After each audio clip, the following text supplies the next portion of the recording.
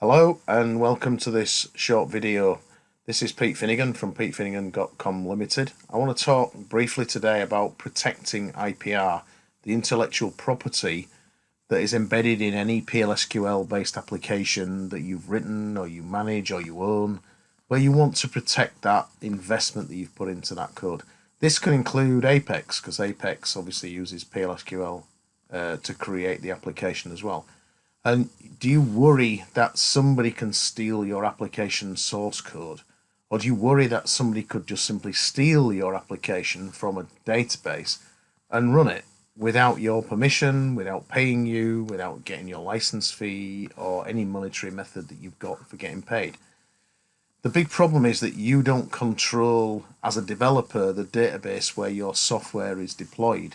You don't control the permissions, you don't control what the DBA does, you don't control even whether the use of your application is audited or not.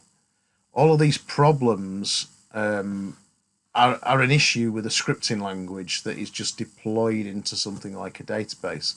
This isn't per se an issue specifically with PLSQL itself. It's not the language, it's how it's deployed into a database where you as the developer and the owner don't control it.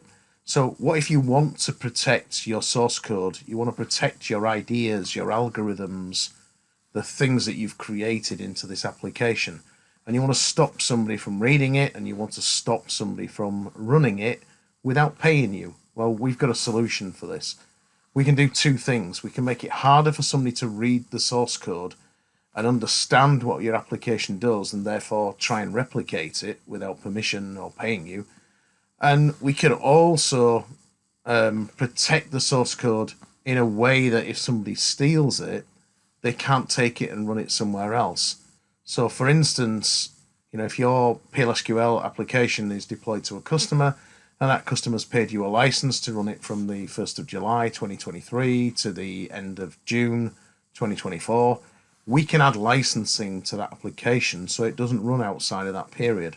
We can also obfuscate the source code so that even if the customer tries to look at it, it makes it much harder for him to understand it.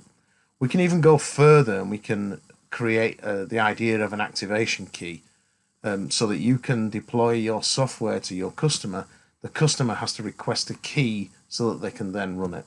We can do all of these things. If you want to know more about this product and how it works, then you can send an email to pete@petefinnegan.com, or you can send a message on any of the social media platforms where you're watching this video from, and we'll answer those messages and we can arrange a demonstration and tell you more about the product. Thank you very much. Great to hear, to speak to you all. Thank you. Bye.